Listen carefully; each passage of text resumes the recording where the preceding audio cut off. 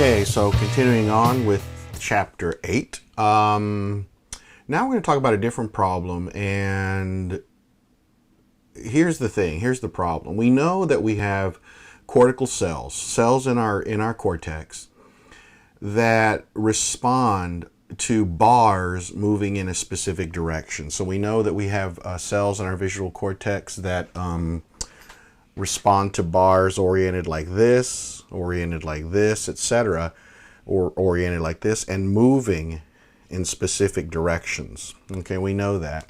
And we have hundreds of thousands of millions of these columns, these cortical columns that respond to the different orientations of bars.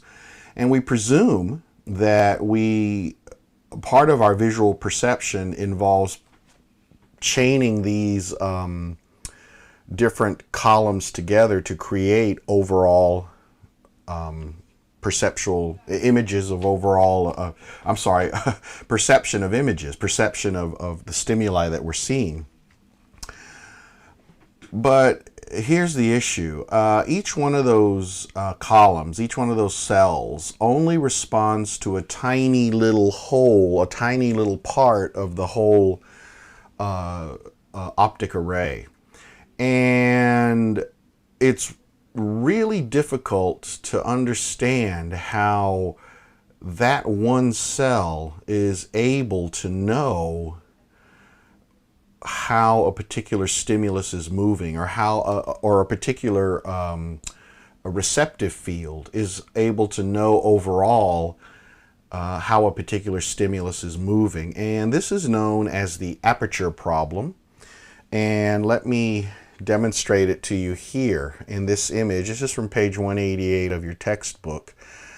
If all you could see in this picture, if all you could see was the inside of this oval, then this picture and this picture would look identical to you, because you would see the poles moving from left to right, but you wouldn't know if the poles were going in a straight direction, or in a flat direction, or if those poles were moving up an incline of some kind.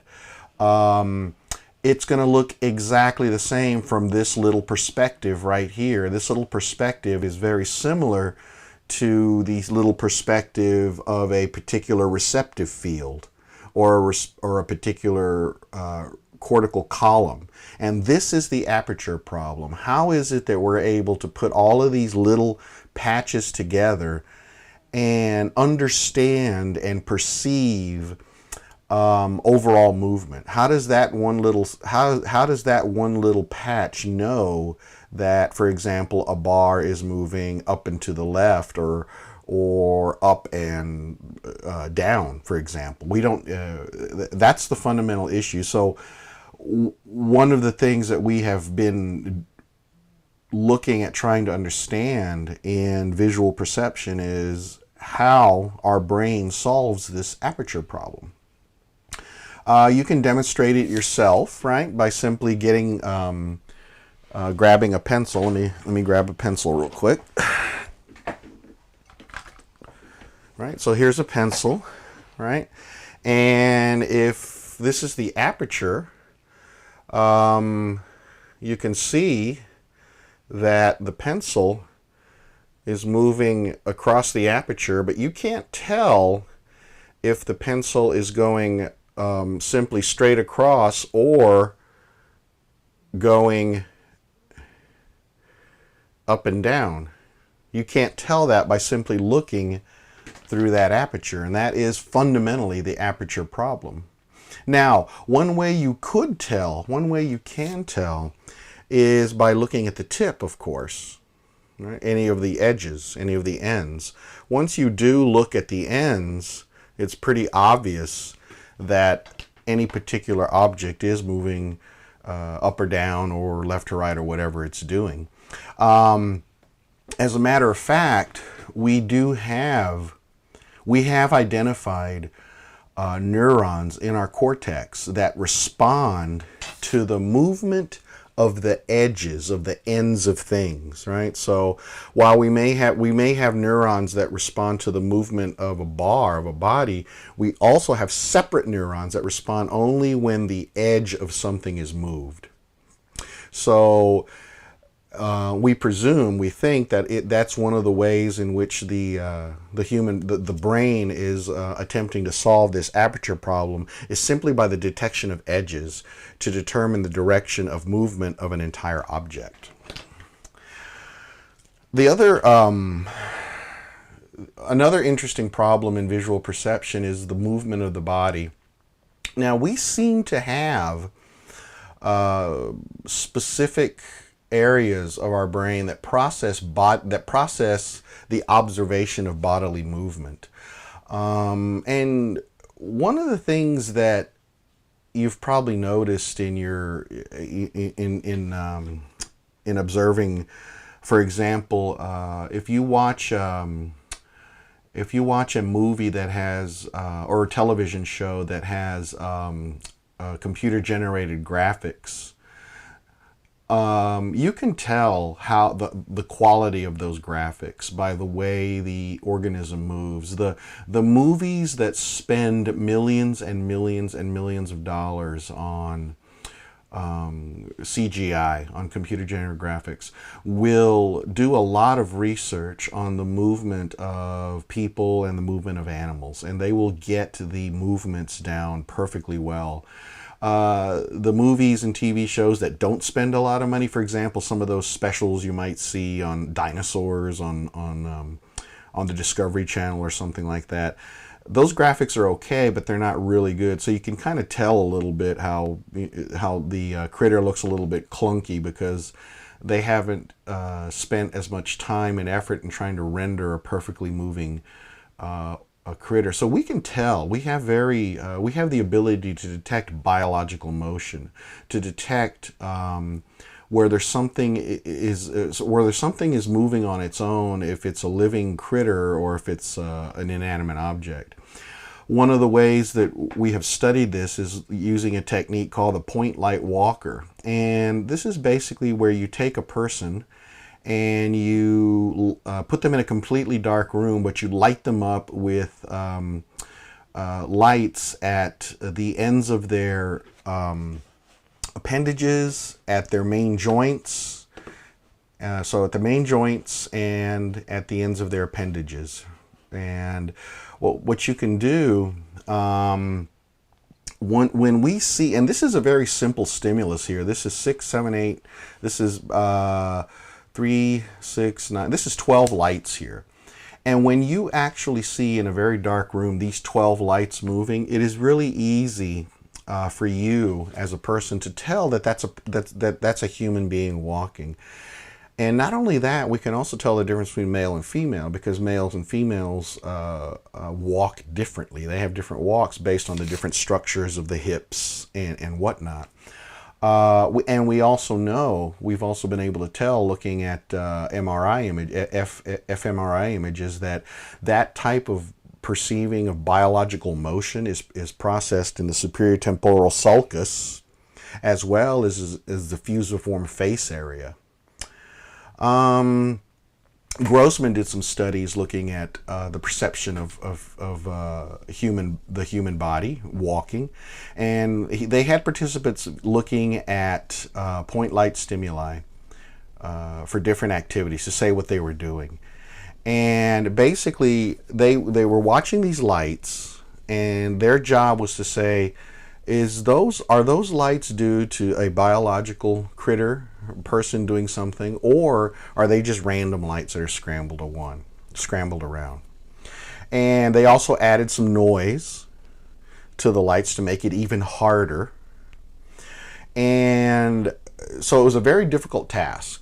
So you really needed your brain working 100% capacity to be able to do this task well. But what they did was they applied a very powerful magnet to that part of the brain, the superior temporal sulcus. And when they did that, in other words, when they essentially shut off the superior temporal sulcus by applying this very powerful focused magnetic field, they were able to cause a significant decrease in the ability to do this very difficult task of identifying a human body that's connected to lights.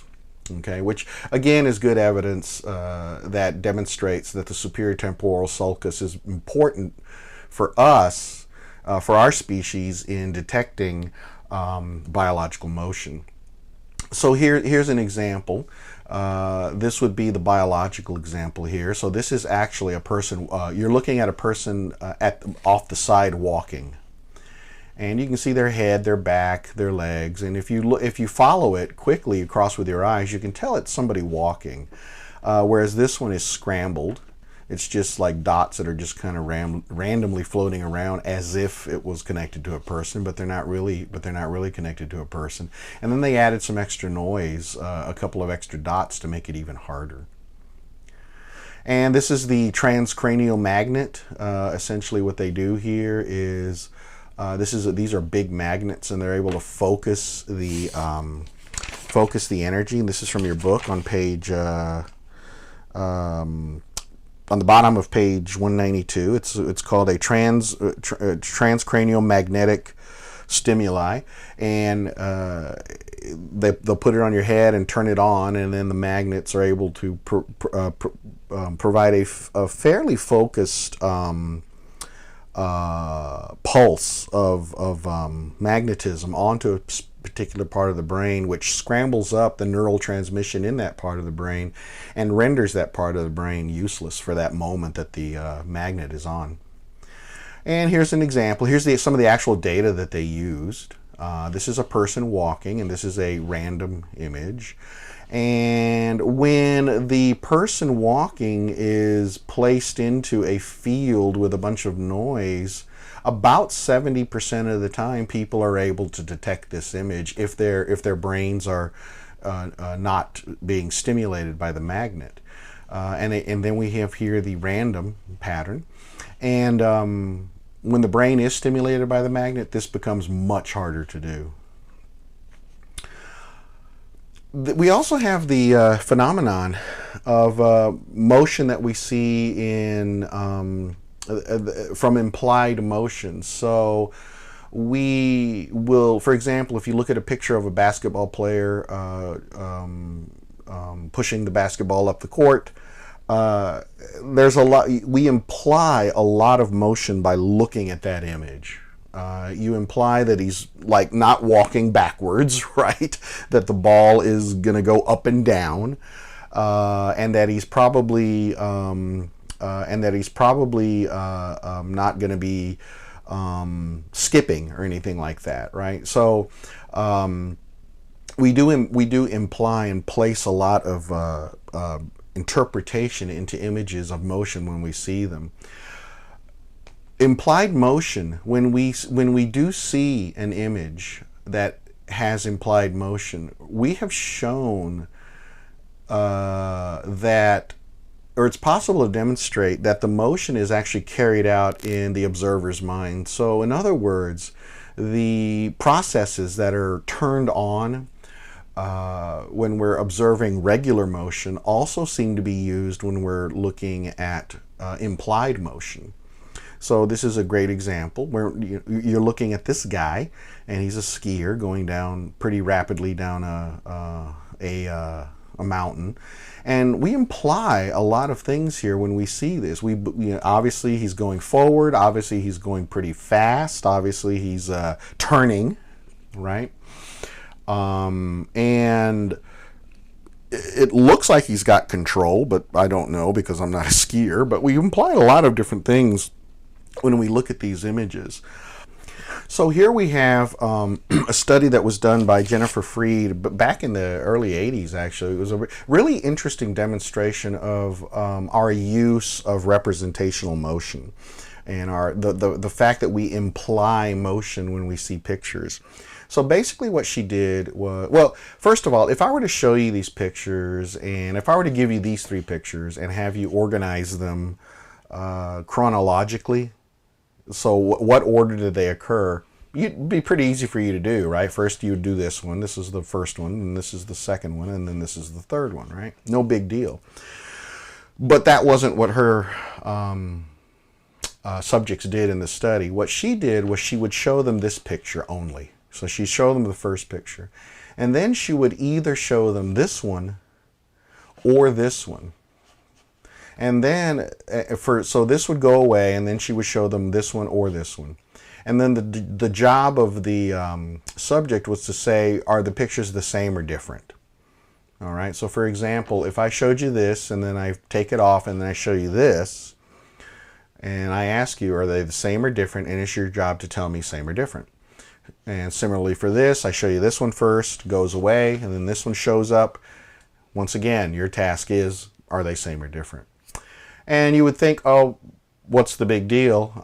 It turns out that it's really tough for us to tell the difference between pictures if the picture is forward in time. It's much easier for us to do it if the picture is backward in time, which is really odd. But the reason for that is because when we look at the first picture and we see this apparent motion, our brain is, our visual perception is constructing what's happening in this picture, and is having that kid fly, in this example, fly through the air off the wall.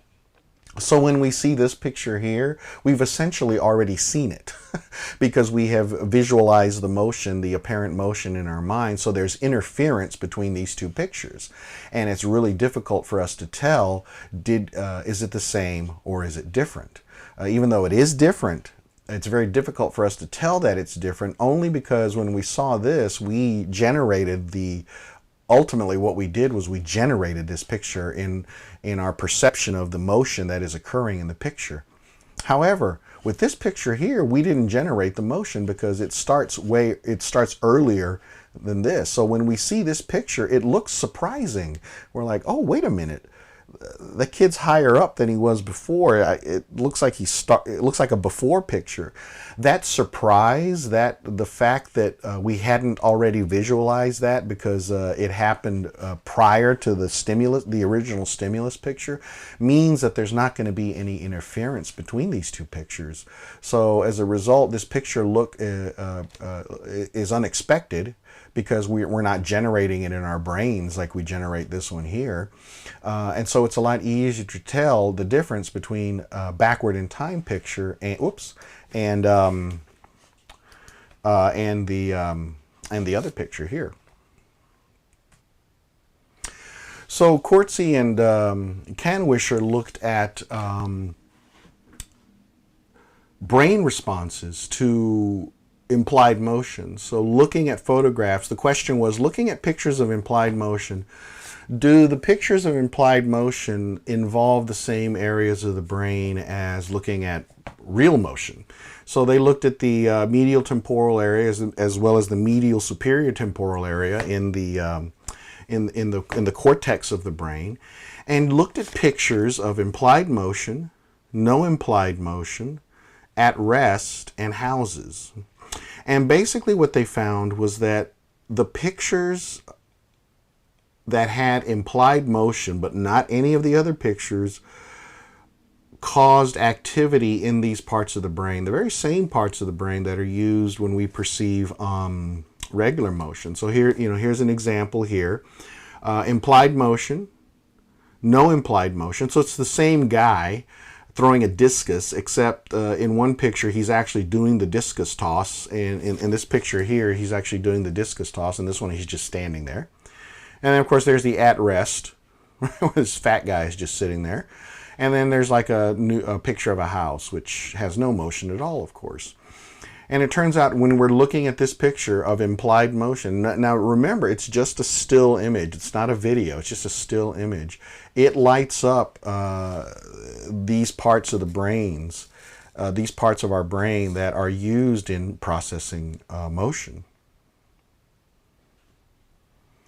And finally, another issue in event perception, or I'm sorry, in the perception of motion, has to do with the perception of events. Now, when we're looking at the world moving in front of us, we're not just watching objects move and just sort of floating around in front of us. We're actually perceiving objects move, but also we are perceiving them moving in time. And not only moving in time, but continuing as part of a set of processes or as a set of goals. This combination of different goals and the flow of time are perceived as events, right? We tend to go through our day-to-day perception looking at a series of events. So what we do is one of the questions we want to know is, well, how do we tell the difference between one event and another event? When we're perceiving things, it's not just a single flow of constant information. Typically, when we are perceiving things, we focus our attention on one event at a time, one set of events at a time. So, what is the break point? How do we determine the break point? Well, it turns out that the break point is movement. Watching particularly the movement of bodies and the movement of people. We tend to break things up, break up events according to what people are doing. So if, for example, you're watching somebody wash the dishes, and then they're finished washing the dishes, so they wash their hands and then they go do something else, that change in events is marked by changes in what the person is doing. So they may have been doing repetitive tasks with their hands when they're washing the dishes. Then when they wash their hands, they're moving quickly, and then they sit down and they're not moving as much as they were before. That flow of events in time is marked by changes in movement, changes in the perception of movement. So our ability to detect different events is very, very carefully linked to our ability to perceive and correctly interpret motion. Which you might want to think about that sometime when you're thinking about some of the issues around autism or other types of brain disorders where people don't seem to be able to understand what's going on around them. Maybe, for example, maybe some autistics don't have this ability to link body motions with events, and so the whole world seems to be flowing as one continuous event, and that can be overwhelming to them sometimes.